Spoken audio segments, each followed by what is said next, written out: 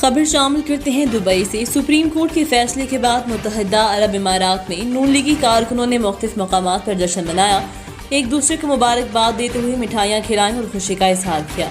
عدلیہ کے حالیہ فیصلے کو سراہتے ہوئے پاکستان مسلم لیگ نون متحدہ عرب امارات وومن ونگ کی صدر فرزانہ کوثر نے پی ایم ایل این کو لیگی خواتین کے ہمراہ دبئی میں ایک تقریب کا اہتمام کیا، جس میں خوشی کے اظہار کے لیے کیک کاٹا گیا۔ اس موقع پر وومن ونگ کی صدر فرزانہ کوثر نے کہا، سپریم کورٹ نے پاکستان کی عوام کو ان کا آئینی حق دلایا ہے، جس پر پاکستانی عوام اندرون اور بیرون ملک میں بے حد خوش ہیں۔ انہوں نے کہا، یہ کسی فرد واحد یا تنظیم کی کامیابی نہیں بلکہ آئین پاکستان اور پوری قوم کی فتح ہے۔ عدلیہ نے نظریہ ضرورت کو دفن کر کے آج عوامی اعتماد جیت لیا۔ عدلیہ کے سچے آئین اور عوام دوست فیصلے پر عدلیہ تعریف کی مستحق ہے۔ اس فیصلے کو پاکستان میں آئین کی سربلندی کے لیے ایک سنگ میل کے طور پر یاد رکھا جائے گا۔ مکمل انصاف ہی سپریم کورٹ آف پاکستان کی ذمہ داری ہے، جنہوں نے آج ادا کر دیا۔